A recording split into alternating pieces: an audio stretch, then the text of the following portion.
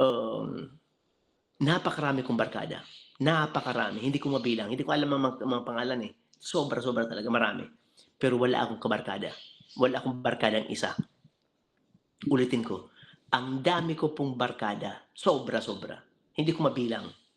Hindi ko mabilang. Lahat talaga hindi ko man kilala yung ibang tumatawag sa'kin, hindi ko kilala, eh. Marami akong barkada, pero wala akong barkada. Kasi ang tunay kong barkada at sana tayong lahat, ito ang tunay nating barkada. Si Jesus lang na hindi katatrayduran. Only Jesus will not betray you.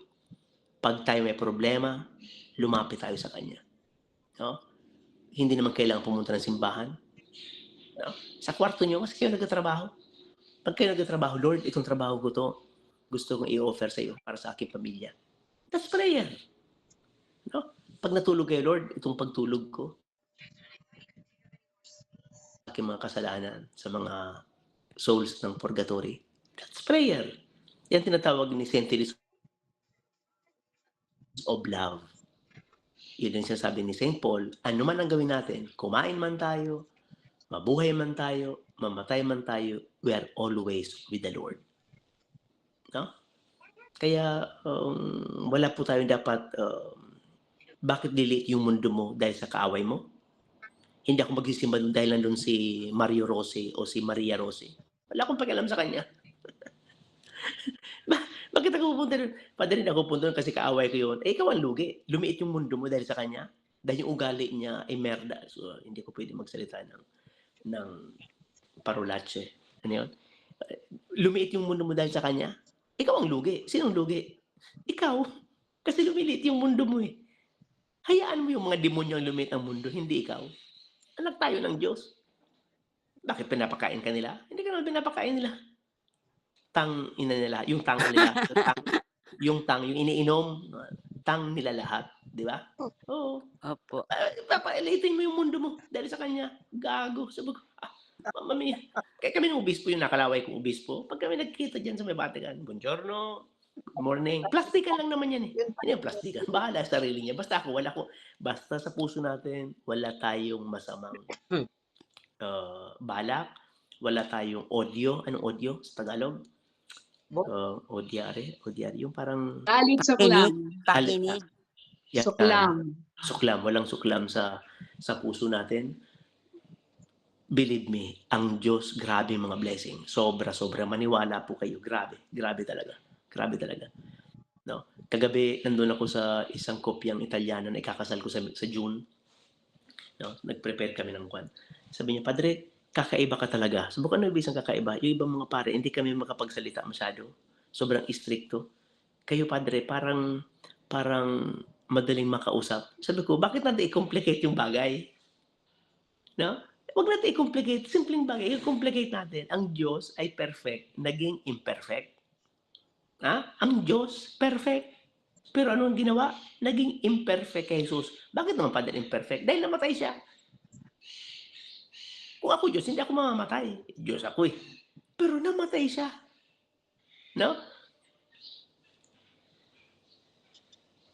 Yung Diyos na hindi dapat namatay siya. Tayo naman, na tao, gusto natin maging Diyos. Talaga napaka-abnormal natin. Ano? Yan ang mga tao. Yan tayo. We're abnormal. Yung Diyos, naging perfect, naging imperfect, naging immortal, naging mortal.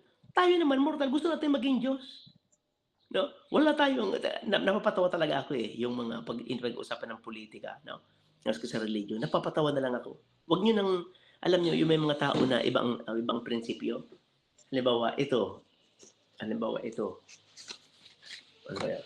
Ito, sobre, brown. Di ba, brown to? May nagsabi na ito ay pink. Pag kayo itong tanong ko sa inyo, pag may na encounter kayo at sabihin sa inyo na ito ay kulay pink, anong sabihin nyo? Hello? Nandiyan pa kayo? Mali, sasabihin po brown. Mali. Mag-a-agree na lang po ako. Kaya Okay, mo na po siya. Sabihin ko, Mario, ito ay hindi naman brown, ito ay pink. Pag may pag may na-encounter kayong ganung tao, anong gagawin nyo? Yung araw-araw na lang, araw-araw na lang kayo nagdidiskusyon na ito ay pink. Anong gagawin nyo? Siyempre po, i-correct. I-correct. Brown talaga yan. Hindi yan pink. Kung I-correct araw, natin. kung araw-araw na lang sinasabihin ka, yan ay pink, anong gagawin mo? Makasira ulo. Father, I-ignorin ko na lang po, hindi ko napapansin. Father, sa akin is, I-ignorin ko na, hindi ko agree na lang napapansin po yun. ako. Less Isa-isa lang. discussion. Isa-isa lang. Ano Ako yun? po, Father, Sige. mag-agree na lang po ako para less discussion.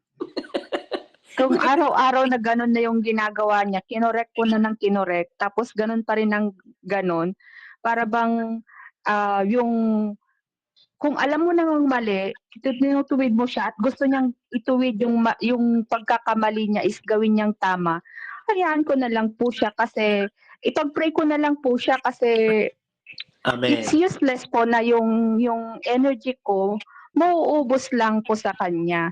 Marami pa pong mga kaibigan or kakilala na pwede pa siguro makinig po sa akin. Yun po.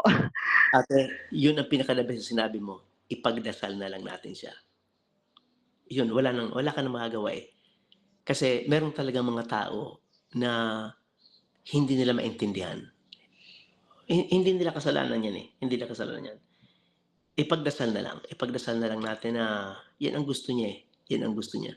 Wala tayong magagawa. Brown yun, sabihin mong pink. Pinag-aaral ka tapos magbulakbul ka. Na may trabaho ka, iwan mo yung trabaho para mag-drugs. Wala tayong magagawa. Sabihin lang natin, life is once. No? Pero yan ang gusto mo, wala naman tayong magagawa. Siyempre masakit yan sa nanay eh. Masakit yan sa kapatid, masakit yan sa pamilya. No? Wala naman tayong pagkailam sa barkada eh. Pero kung yan mangyari sa pamilya natin, wala naman tayong magagawa eh. Anong gagawin mo? Pagpapakamatay? Babarilin mo? No? Ipagdasal. Yan. Ipagdasal. Huwag natin kakalimutan yung word na yun na pag kayo may mga ganyan, ipagdasal na lang natin. Lord, ikaw nang bahala. No? Kristiyano tayo. No? Pagdasal natin lang. Kasi, di ba si Santa Monica, for 30 years, 25 years, ipinagdasal yung anak niya si Agustino. After 20 years, nagbago rin yung anak. No? Nadala din pala sa dasal. Ganun po ka-powerful ang dasal. No? Pero yun nga, life is so short. 70.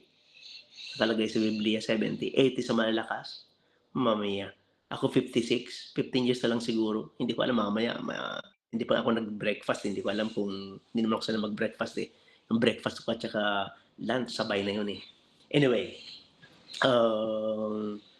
since maikli ang buhay natin, bigyan natin ng importansya. Huwag nating sayangin. Huwag nating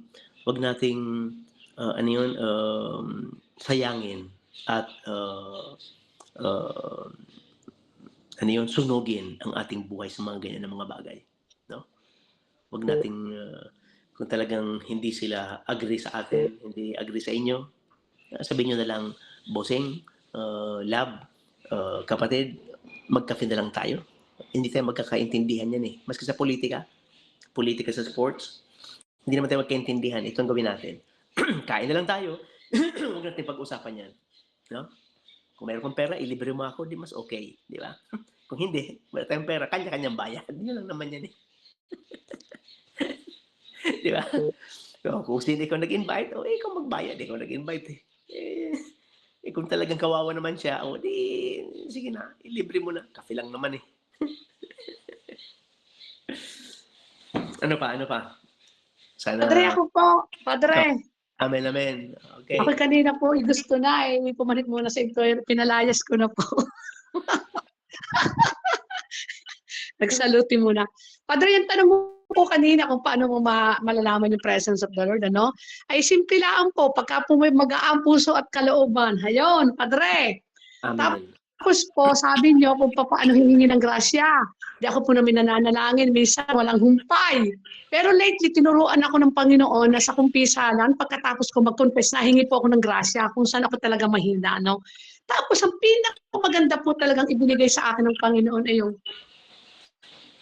ang Panginoon lang ang may kapangyarihan na makapagpabago sa isa kapwa. Kung ako nga, hirap akong baguhin ang sarili ko eh.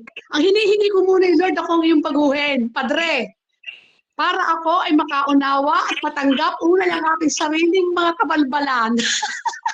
Pag natanggap ko na, makakaunawa din ako sa aking kapwa na wala, magpaluhag-luhag man ako diyan. Sa madalit salita, Padre, ang sarili ko muna ang kinakailangan ko pong ayusin. Pag ako'y magaan, magaan din ang aking pakikitungo, at lalo nang may mga gustong pumulong kay Sister Pel Magsino. Ayan lang po, Padre. Salamat. Amen. Tama po yan, tama po yan. Agree po ako dyan. No? Hindi natin makikilala ang iba kung hindi mo kilala ang sarili mo. Hindi po tayo makapagbibigay ng kasayahan sa iba kung hindi tayo masaya. Nemo dat quod non habet.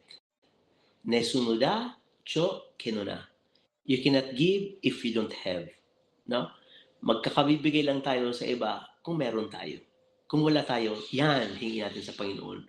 Ako kuminsan, alam niyo po, idol ko po yan si Cardinal Tagle pag nagsisermon. No? Hiningi ko po yun, Lord, bigyan mo na ako. Grabe ka naman. Lahat na lang kay Cardinal Tagle. Bigyan mo naman sa akin. Bobo naman ako. Bigyan mo lang ako 5%. Maski 5% lang. Masaya na ako. Hinihingi po yan. Hiningi po yan sa Panginoon, Lord. Hindi yung inggit. No? Hindi yung inggit. Lord, since magaling siya, bigyan mo naman ako. Hindi mo ako hiningi ng 100%. Kung gusto ako bigyan 100%, why not? No? Pero maski konti lang, bigyan mo naman ako ng konti. Alam ko hindi ko naman makakaya yung talino ng isang paring, yung cardinal na yun. Mas konti lang. Konti lang. Nakikita ko talaga na binibigay niya sa akin. Binibigay niya sa akin. No? Na nafe-feel ko na binibigay niya ako ng grasya. No? Hingiin natin sa kanya. Hingiin natin sa kanya. No? At ibibigay niya yan sa atin. Maniwala po kayo. No? Meron pa po na gustong magbigay ng reflection. Padre, awitan kita. For there is peace within your presence. I speak Jesus. Your name is power. Yan po, Padre. Amen, amen. I speak Jesus, Padre, ang pamagat po niyan. Isang paborito ko pong worship song. Yan po. There is peace within your presence, O Lord. Your name is power. Amen, amen. Amen.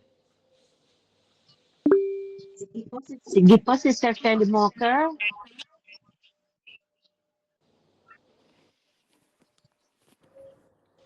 Salamat po, Sister. Magandang araw po sa ating Panginoon. Alam niyo, Father, ako po manalangin ay hindi po mahaba. Ganito po ang panalangin ko. Panginoon, Jesus,